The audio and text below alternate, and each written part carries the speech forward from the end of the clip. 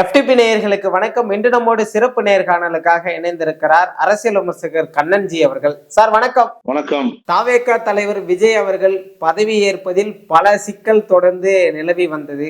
ஆனால் இப்பொழுது இடதுசாரிகள் விசிகா இவர்கள் தங்களுடைய ஆதரவு கடிதத்தை விஜய் அவர்களுக்கு கொடுத்திருக்கிறார்கள். ஆட்சி அமைக்க போது ஓரளவுக்கு உறுதியானாலும் கூட ஆளுநர் அவர்கள் கேரளம் செல்வது ஒரு பேசு பொருளாக இருக்கிறது. விஜய் அவர்களை சிஎம் ஆக விடாமல் தடுப்பதற்கான ஒரு காரணியா அப்படின்னு யோசிக்க வைக்குது. எப்படி சார் பாக்குறீங்க? முதலில் புதிய அரசிற்கு வாழ்த்துக்கள். தமிழக மக்களின் ஏகோபித்த முடிவு, மக்களின் தீர்ப்பே மகேசன் தீர்ப்பு என்பதை ஒத்துக்கொண்டு புதிய அரசை வரவேற்கிறோம், வாழ்த்துகிறோம். ஆனால் இந்த நிலையில் ஆளுநர் இழுக்கிறாரா, விஜய் அவர்களுடைய முதல்வர் பதவியை தடுக்கிறாரா என்பதெல்லாம் கடந்த 2-3 நாட்களாக தொடர்ந்து விவாத பொருளாக மாறி வரும். ஆனால் இன்றைக்குள் அது ஒரு முடிவுக்கு வந்துவிடும். இனி ஆளுநர் அழைத்தே ஆக வேண்டும் என்கிற நிலைதான் ஏற்பட்டிருக்கிறது. மெஜாரிட்டிக்கு தேவையான அந்த 118 சீட்டுகளை இன்று கம்யூனிஸ்டுகள், விடுதலை சிறுத்தைகள் கட்சிகள் எல்லாம் சேர்ந்து ஆதரவை கொடுக்கும் என்றே கருதுகிறேன். கிட்டத்தட்ட அதை நோக்கித்தான் இப்பொழுது களம் சென்று கொண்டிருக்கிறது. ஆளுநரை மீண்டும் சந்தித்து ஆட்சி அமைப்பதற்கான உரிமையை அதிகாரப்பூர்வமாக விஜய் கேட்பார் என்றே கருதுகிறேன். விரைவில் அதற்கான சூழ்நிலைகள் கனியும். இந்த 118 எம்எல்ஏக்களோடு விஜய் அவர்கள் தொடர்ந்து ஆட்சியை சரிவர 5 ஆண்டுகளுக்கு நடத்திவிட முடியுமா? ஏதேனும் குளறுபடிகள் நடக்க வாய்ப்பு இருக்குமா? அரசியல்னாலே குளறுபடி தான், கோஷ்டி தான், கோஷ்டி பூசல் தான். இதை சமாளிக்க வேண்டும். அரசியலில் இதே மாதிரித்தான் 96 வாஜ்பாய் அரசிற்கு, ஐக்கிய குஜரால் அரசிற்கு, தேவகவுடா அரசிற்கு, இப்படி பல பிரதமர்களை அந்த 96 98 காலகட்டத்தில் கிட்டத்தட்ட பல பிரதமர் வேட்பாளர்களை நாம் பார்த்துவிட்டோம். ஆனால் இதுவரை தமிழகத்தில் இப்படி ஒரு நிலை ஏற்பட்டதில்லை. ஒரு தொங்கு சட்டசபை அமைந்ததில்லை. முதல் முறையாக ஒரு தொங்கு சட்டசபை அமைந்திருக்கிறது. ஒரு மைனாரிட்டி அரசு ஏற்கனவே கலைஞர் அவர்கள் தலைமையில் நடந்திருந்தாலும் கலைஞர் தன்னுடைய அரசியல் மதிநுட்பத்தின் காரணமாக, அனுபவத்தின் காரணமாக அந்த ஆட்சியை 5 ஆண்டு காலம் தங்கு தடையின்றி நடத்தி முடித்தார். ஆனால் முதல் முறையாக அரசியலோ, அரசு பதவியிலேயோ, அரசியல்களிலோ பங்கெடுக்காத விஜய் அப்படியே சினிமாவிலிருந்து அரசியலுக்கு வந்திருக்கிறார். அரசியலில் வந்த உடனே முதலமைச்சர் சீட்டு அவருக்காக ஒதுக்கப்படுகிறது. இதெல்லாம் மக்களுடைய ஏகோபித்த விருப்பத்தின் காரணத்தால் நடைபெற்றிருக்கிறது. இதற்கு அப்புறம்தான் உண்மையான அரசியலை துவங்குகிறது. சினிமாவிலிருந்து அரசியலுக்கு வந்து விட்டார், தவறில்லை, தப்பில்லை. அரசியலுக்குள் வந்ததுக்கு பிறகும் சினிமாவாக இனி கருத முடியாது. ஒவ்வொரு நாளும், ஒவ்வொரு நிமிடமும் நாட்டில் ஏற்படுகிற, தமிழகத்தில் ஏற்படுகிற ஒவ்வொரு நிகழ்விற்கும் முதல்வர் பொறுப்பேற்க வேண்டும். நல்லது, கெட்டது, பிரச்சனைகள், சண்டைகள், சச்சரவுகள், சட்டம் ஒழுங்கு, இப்படி அனைத்திற்கும் முதல்வர் பொறுப்பேற்க வேண்டும். அப்படி கடுமையான ஒரு நெருக்கடிக்குள் அவர் ஆட்பட்டிருக்கிறார். 6 மாதங்கள் போகட்டும், பார்ப்போம். ஏற்கனவே விஜய் அவர்களுக்கும் அந்த கட்சியை சார்ந்தவர்களுக்கும் தற்குறிகள் என்ற பெயர் பரவலாக பதியப்பட்டிருக்கிறது. அந்த தற்குறிகளை ஆச்சரிய குறிகளாக மாற்றுவேன் என்று சொல்லித்தான் பிரச்சாரம் செய்திருக்கிறார். தற்குறிகளா, ஆச்சரிய குறிகளா என்பதை அவர் நடந்துக்கிற விதத்தையும், அவர் இந்த ஆட்சியை கொண்டு செலுத்துகிற விதத்திலும் தான் மாற்றத்தை ஏற்படுத்த முடியும். அதனால் ஒரு 6 மாதங்களுக்கு இவர் எதை நோக்கி பயணிக்கிறார் என்பதை பார்ப்போம். அதிமுகவில் இருக்கின்ற பலரும் கொஞ்சம் கூட மனம் தளராம சொல்றாங்க, எடப்பாடி தலைமையில ஆட்சி அமைய போது உறுதியாகிவிட்டது, காத்திருங்க அப்படின்லாம் சொல்றாங்க. ஏதோ ஒரு பாசிட்டிவ் சிக்னல் வராம அது சொல்வதற்கான சாத்தியம் இல்லை அப்படின்னு நம்மளால பார்க்க முடியுது. நீங்க எப்படி பாக்குறீங்க? எப்பொழுதுமே எடப்பாடி என்றைக்கு அதிமுக தலைமையேற்று அந்த கட்சியை வழிநடத்த துவங்கினாரோ அன்றைக்கிலிருந்து அதிமுக தொடர் தோல்விகளை தொடர்ந்து சந்திக்கிறது. ஒவ்வொரு தோல்வியிலும் அவர்கள் எந்த பாடத்தையும் கற்கவில்லை. எடப்பாடியை கொண்டாடுவதும் அவரை குளிப்பாட்டுவதும் தான் இவர்களுடைய நோக்கமாக கருதுகிறார்கள். இப்பொழுதும் எதிர்க்கட்சியா கூட வர முடியாத இடத்தில் தான் அதிமுக இருக்கிறது. அதிமுக தலைமையில் ஆட்சி அமைப்போம், எடப்பாடி தலைமையில் ஆட்சி மலரும் என்று சொல்வதெல்லாம் கற்பனைக்கு மீறிய செயல். அவர்களை எல்லாம் மருத்துவமனையில் சென்று பரிசோதனை செய்து கொண்டால் நல்லா இருக்கும் என்றுதான் கருதுகிறேன். என்ன சார் இப்படி சொல்லிட்டீங்க, திமுகவே ஆதரவு தெரிவிக்க போறாங்க அப்படின்னு எல்லாம் செய்திகள் வந்த வண்ணம் உள்ளது. இப்படியெல்லாம் வச்சு பார்க்கும்போது ஒரு மனநோயாளி என்ற இடத்துல எடப்பாடி எடுத்துட்டு போய் வைக்கிறீங்களே. அதாவது திராவிட முன்னேற்ற கழகம், அண்ணா திராவிட முன்னேற்ற கழகம் இரண்டும் திராவிட கட்சிகள் தான். திமுக எதிர்ப்பில் தான் அதிமுக உருவாகிறது. அது புரட்சி தலைவர் புரட்சி தலைவி வரைக்கும் தொடர்ந்தது.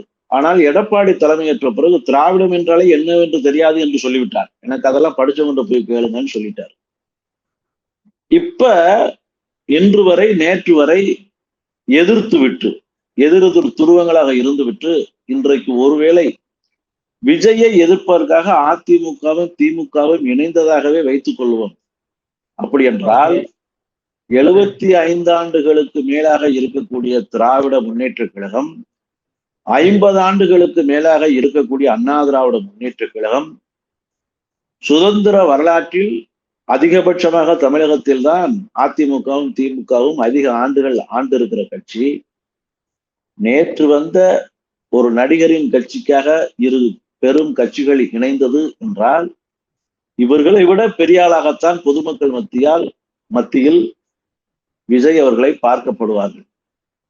அப்படி என்றால் பழம்பொருந்திய தலைவராக விஜய் மாறுவதற்கான வாய்ப்பை அதிமுக திமுக இணைப்பை ஏற்படுத்தி கொடுக்கும்.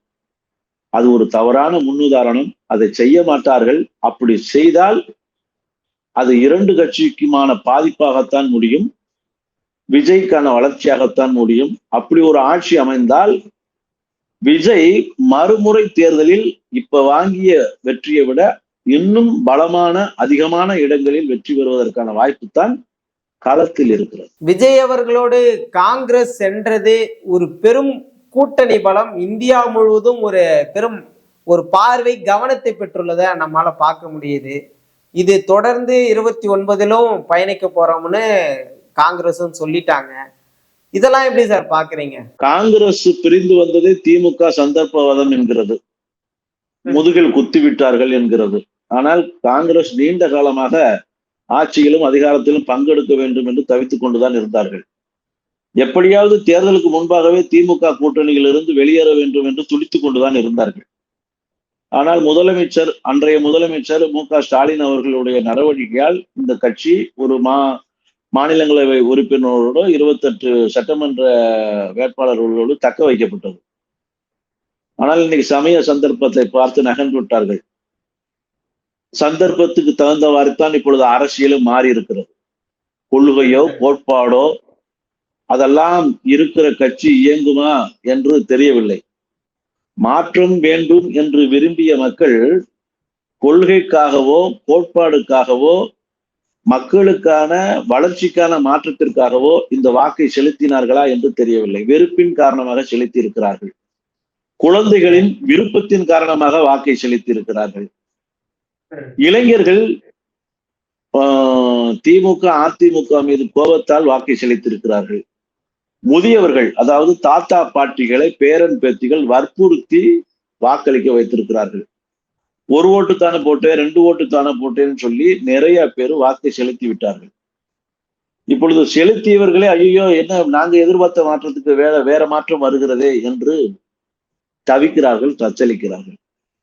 அதனால் இப்பொழுது நடந்துகிட்டு இருக்கிற சம்பவம் சந்தோஷப்படும் சம்பவமா என்பது இன்றும் அதை முழுமையான சந்தோஷமாக மாற்றுவதற்கான மனநிலையே இப்பொழுது இல்லை. ஒரு மாற்றம் நடந்திருக்கிறது. அது மாற்றமா ஏமாற்றமா என்பது இன்னும் போக போகத்தான் தெரியும். தமிழகத்துல முழுமையா யாரும் விஜயை ஏத்துக்கல. வாக்கு சதவீதமா இருந்தாலும் சரி, சீட்டா இருந்தாலும் சரி, பெரும்பான்மையே விஜய்க்கு கிடைக்கல. அப்படின்றப்போ விஜய்க்கு ஏற்றுக்கொள்ளாத மனநிலை இன்னமும் தமிழகத்துல இருக்கும் பொழுது திமுக அதிமுக ஒண்ணு சேர்ந்து அதை அறுவடை செய்யலாமே அப்படின்னு பலரும் சொல்லிட்டு இருக்காங்க. ஏன் அந்த இடத்துக்கு நகர மாட்டேன்றாங்க? இப்ப இப்படி ஒரு தொங்கு சட்டசபை இந்த நேரத்தில் அமைந்ததை நான் வரவேற்கிறேன், நல்லது என்றே கருதுகிறேன்.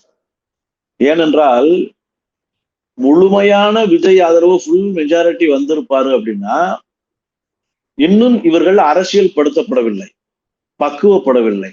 அப்படித்தான் அவர்கள் நடவடிக்கை நம்மளுக்கு காட்டுகிறது. இந்த நேரத்துல முழு மெஜாரிட்டினா அவ்வளவுதான், சட்டம் ஒழுங்குக்கு கேள்விக்குறியாயிரும். இவர்கள் சொன்ன மகளிர் பாதுகாப்பே இவர்கள் கட்சியாலேயே அது அளிக்கப்பட்டுவிடும். வளர்ச்சிக்கான யோசனைகளை இல்லாமல் போய்விடும். அப்படி என்றால் இப்பொழுது விஜய் அவர்கள் ஒவ்வொரு நடவடிக்கையையும் கேட்டு கலந்து ஆலோசித்து கலெக்டிவ் டெசிஷனாகத்தான் இப்பொழுது ஆட்சியை நடத்தக்கூடிய சூழ்நிலை ஏற்பட்டிருக்கிறது. அது கட்டாயமாக்கப்பட்டிருக்கிறது தொங்கு சட்டசபையால். அதனால இப்பொழுது விஜய் அவர்கள் பக்குவப்படுவதற்கும் தாவேகாவினர் தங்களை திருத்திக் கொள்வதற்கும் தங்களுக்குத்தானே ஒரு சுய பரிசோதனை செய்து கொள்வதற்கும் ஆட்சியை கட்சியை ஒரு சிஸ்டமேட்டிக்காக மாற்றுவதற்கும் இந்த தொங்கு சட்டசபை உதவும் என்றே கருதுகிறேன். இந்த நேரத்தில் அதிமுக திமுக கூட்டணி வச்சு ஆட்சி அமைப்பதற்கு உரிமை கோரினாலும் அவர்கள் ஆட்சியை நடத்திவிடலாம், கட்சியை நடத்திவிடலாம். ஆனால் விஜய் என்பவரை தாவேகா கட்சி என்பதை ஒரு பெரிய பிம்பமாக மாற்றுவதற்கு தான் அது உதவும். அதனால் அப்படி செய்யாமல் இருப்பதே அதிமுக திமுகவிற்கு நல்லது. இந்த நிலை இன்னும் கொஞ்ச நாட்கள் போக போகத்தான் ஸ்டாலின் சிறந்தவரா, எடப்பாடி சிறந்தவரா, விஜய் அவர்களை விட ஆட்சியில் அதிகாரத்தில் ஆளுமையில் சிறந்தவரா என்பது இன்றைக்கு நாம் முடிவு செய்ய முடியாது. காலம் கடக்க வேண்டும். ஒரு ஹனிமூன் பீரியட் என்று சொல்வதை போல் ஒரு 6 மாதம் கடக்கட்டும். இந்த ஆட்சி, அதிகாரம், இந்த போக்கு, இவற்றை பற்றிலாம் இன்னும் விரிவாக பேசணும். இடதுசாரிகள் விசிகா விஜய்க்கு ஆதரவு கொடுக்கிறத ஸ்டாலின் அவர்களிடம் கேட்டு அனுமதி பெற்றுதான் ஆதரவு கொடுக்க வேண்டிய கட்டாயம் இருக்கா, இல்ல அழுத்தம் ஏதேனும் இருக்கா? ஏன் அவங்க தயங்கணும்? விஜய்க்கு ஆதரவு நிலைப்பாட்டை எடுத்துட்டு போயிடலாம்ல காங்கிரஸ் மாதிரி. அது ஏன் தயங்கி எடுக்க வேண்டிய? இந்த கூட்டணி ஒரு 15-20 ஆண்டு காலமாக தொடர்கிறது. ஸ்டாலின் அவர்கள் தலைமையேற்ற பிறகு திமுக கூட்டணியில் விடுதலை சிறுத்தைகள், கம்யூனிஸ்ட் போன்ற கட்சிகள் எல்லாம் தொடர்ந்து பயணிக்கின்றன. திமுகவால் பெரிய பலன்களை பெற்றிருக்கின்றன. ஒரு கம்ஃபர்டான கூட்டணி அப்படிங்கிற இடத்துலதான் இந்த கூட்டணி தொடர்ந்து வந்திருக்கிறது. ஆனால் இப்பொழுது முதல் முறையாக சூழ்நிலையின் காரணமாக இந்த கூட்டணி உடைய வேண்டிய தேவை ஏற்பட்டிருக்கிறது. இந்த கூட்டணியை பற்றி அவர்கள் சிந்தித்திருக்கலாம், தொடர்ந்து எதிர்காலத்தை பற்றி யோசித்திருக்கலாம். எதிர்கால வாழ்வுக்கும் வளர்ச்சிக்கும் இந்த கூட்டணியில் இருப்பதா, அல்லது பதவிக்கும் பேருக்கும் புகழுக்கும் மேற்படி விஷயங்களுக்கும் தாவேகாவுடன் பயணிப்பதா என்பதை பற்றி அவர்கள் சிந்தித்திருப்பார்கள். அதனால்தான் இந்த மாற்றம் நிகழ்ந்திருக்கிறது. அதுதான் இப்பொழுது புது கட்சியுடன் பழைய கட்சி கூட்டணி வைத்திருக்கிறது. இந்த அமைப்பு சரியானதா தவறானதா என்பதை நாம் கூட்டணி வைத்தவுடன் சொல்லிவிட முடியாது. நடவடிக்கை செல்லட்டும், காலம் கடக்கட்டும், என்னவென்பதை பார்ப்போம். விஜய் அவர்களுக்கு தொடர்ந்து ஆளுநர் அவர்கள் பல சிக்கல்களை கொடுத்த போதும் கூட தொடர்ந்து இவர் எங்கேயுமே கேள்வி எழுப்பல. மக்கள் மத்தியில இந்த பிரச்சனையை கொண்டு போயிருக்கலாம், இது இவ்வளவு காலம் இழுப்பதற்கான தேவை இருந்திருக்காதுன்னு சொல்றாங்க. விஜய் அவர்களுடைய அரசியல் செயல்பாடுகள் கடந்த 3 நாட்களா எப்படி பாக்குறீங்க? இல்ல, இது ஆளுநருடைய இழுத்தடிப்பு என்பதை பார்க்க கூடாது. 118 எம்எல்ஏ இருந்தால், ஆதரவு கடிதத்தை கொடுத்திருந்தால் ஆளுநர் அன்றே அழைத்திருப்பார். ஏற்கனவே இந்தியாவில் பல முன்னுதாரணங்கள் இருக்கின்றன. பாரத பிரதமருக்கே ஐக்கிய குஜராலை ஒரு மைனாரிட்டியாக தேர்ந்தெடுத்தார்கள், நிற்கவில்லை, நிலைக்கவில்லை. அப்படித்தான் சந்திரசேகர், அப்படித்தான் வாஜ்பாய், இவர்களெல்லாம் தேவகவுடா, இவர்களெல்லாம் தேர்ந்தெடுத்து நிரூபிக்க முடியவில்லை, ஆட்சி கவிழ்ந்தது. ஏன் மைனாரிட்டி அரசை நடத்திய வாஜ்பாய் அவர்களே ஒரு ஓட்டில் கவிழ்ந்து போய்விட்டார், ஆட்சியை கவிழ்ந்தது. அப்படி ஒரு சூழ்நிலை ஏற்பட்டு விடக்கூடாது. கர்நாடகத்தில கூட எடியூரப்பாவை மைனாரிட்டி கவர்மெண்டை அமைக்க ஆளுநர் ஒப்புதல் கொடுத்தார். ஆனால் என்ன ஆகிவிட்டது?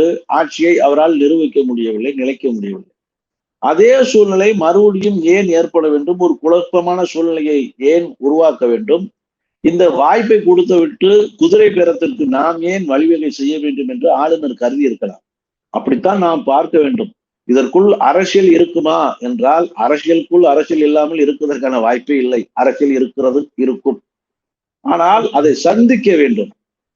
ஒவ்வொரு நாளும் அரசியல் இருக்கும். ஆளுநர் அரசியல் மட்டுமல்ல, அதிகாரிகள் அரசியலும் தொடரும். ஒவ்வொரு நாளும் இந்த அரசியல் நிகழ்வுகள் என்பது இனிமேல் தொடரத்தான் செய்யும். அரசியலுக்குள் வந்துவிட்ட பிறகு அரசியல் செய்கிறார்களே என்று கத்துவதால் எந்த பிரயோஜனமும் கிடையாது. சமாளிக்க வேண்டும். இதை விட பெரிய பெரிய சிக்கல்கள் எல்லாம் ஏற்படும். அதையெல்லாம் சந்திக்க வேண்டும். அதனால் இதை ஆளுநருடைய நடவடிக்கை சட்டத்திற்கு புறம்பாக இருக்கிறதா என்பதை பார்க்கலாம். அப்படி இருந்தால் நமக்கு நீதிமன்றம் தயாராகவே இருக்கிறது. ஆனால் இதுவரை அவர் தங்களுடைய மெஜாரிட்டியை நிரூபியுங்கள் என்றுதான் சொன்னார். அது ஒரு வகையில் குதிரை பேரத்திற்கு முட்டுக்கட்டை போட்டு இருக்கிறது. ஒரு நல்லாட்சியை நோக்கிய பயணத்திற்கு வழிவகுத்திருக்கிறது என்றுதான் நான் கருதுகிறேன். இதுல பாஜக தலையீடு பெரிய அளவுல இருக்குதுன்னு பலரும் சொல்றாங்க. இப்படியே போனாலும் விஜயால தொடர்ந்து 5 ஆண்டு நீடிக்க முடியாது, வாய்ப்பில்லை அப்படின்னு பலரும் சொல்றாங்க. ஓவராலா எப்படி பாக்குறீங்க? பாஜக இனிமேல் ஈஸியாக தலையிடும். இதுவரைக்கும் தலையிட்டு இருக்கிறதா என்பது தெரியாது. அதற்கு நம்மளுக்கு ஆதாரம் இல்லை. ஆனால் அதிமுகவை பாஜக சிதைத்து விட்டது என்பது ஊர் உலகத்திற்கே தெரியும். திமுகவை சிதைக்க முடியவில்லை, பிரிக்க முடியவில்லை.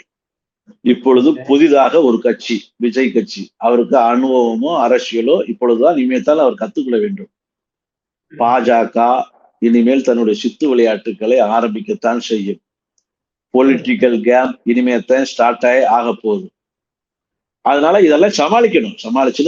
சினிமாவில பேசுற மாதிரி வசனமா இன்னும் பேச முடியாது. ஸ்டாலின் அங்கிள் அப்படிங்கிற மாதிரி எல்லாம் இனிமே சொல்ல முடியாது. மோடி அப்படின்லாம் வசனம் பேச முடியாது. இப்பொழுது அரசியல் நடத்தணும், ஆட்சியை சேர்த்து நடத்தணும். பொறுப்புணர்ச்சி அதிகமாக இருக்கிறது. ஒவ்வொரு தவறுக்கும் முதலமைச்சரும் இந்த ஆட்சியும் பொறுப்பேற்க வேண்டும். அப்ப தவறில்லாத ஆட்சியாக செலுத்த வேண்டும் என்றால் மிகுந்த கவனத்துடன், பொறுமையுடன், நிதானத்துடன் கலந்து ஆலோசித்து அரசியல், சட்டம், சட்ட வல்லுநர்கள் இவற்றையெல்லாம் கலந்து ஆலோசித்தான் முடிவெடுக்க வேண்டும். அதனால் பாஜக தலையீடு இல்லாமல் இருக்கும் என்று சொல்லவே முடியாது. இருக்கும், தலையிடும், கட்சியை பிரிக்க பார்க்கும். திடீரென்று தாவேக்காவே 2ஆ உடைச்சு 2/3 மெஜாரிட்டிய பாஜக தூக்கி வைத்துக் கொண்டு எங்களுக்கு தான் ஆட்சி அப்படின்னு மாத்தலாம். அதற்கெல்லாம் வாய்ப்பு இல்லை என்றெல்லாம் சொல்ல முடியாது. தாவேக்கா வேட்பாளர்களை பிரிப்பதற்கு சாத்தியம் இருக்குமா? எம்எல்ஏக்களே தூக்குற கட்சி தானே பாஜக, எம்பிக்களை தூக்குற கட்சி தானே பாஜக. இப்ப அரவிந்த் கெஜ்ரிவால்கிட்ட 10க்கும் மேற்பட்ட எம்பிக்கள் இருந்தாங்க. அதுல 7ல இருந்து 8 பேரை தூக்கிட்டு மெஜாரிட்டி அவங்க கொண்டு போயிட்டாங்களே. அது மாதிரி ஏக்நாத் சிண்டே மகாராஷ்டிரால என்ன நடந்துச்சு? அதனால உத்தவ் தாக்கரே மட்டும் தனியா விட்டுட்டு ஷிண்டே தலைமையில ஆட்சி எங்க ஆட்சின்னு சொல்லி தூக்கிட்டு போயிட்டு பாஜக கூட்டணி ஆட்சி பண்ணாங்க. இப்ப பாஜக ஆட்சியே மகாராஷ்டிரால வந்துருச்சு. அது மாதிரி பாதி பேரை தூக்க மாட்டாங்க, கட்சியை உடைப்பதற்கான வேலைகளை செய்ய மாட்டாங்க அப்படிலாம் நம்ம சொல்லவே முடியாது. உத்தம புத்திரர்கள்லாம் அவர்கள் கிடையாது. இந்த வேலையை செய்வதற்கான எளிதான வாய்ப்பு விஜய் என்று கருதுவார்கள். ஆனால் கண்ணும் கருத்துமாக கவனிக்கப்பட வேண்டிய பொறுப்பு, கடமை இனிமேல்தான் விஜய்க்கு ரொம்ப இருக்கிறது. இதுவரைக்கும் அரசியல் செய்து விட்டார். இனிமேல் அரசாங்கத்தை செலுத்த வேண்டும். கவனம் மிக முக்கியம். நிச்சயமா சார், பல்வேறு விஷயங்கள் பேசணும், தொடர்ந்து பேசுவோம் சார். நன்றி. நன்றி, வணக்கம்.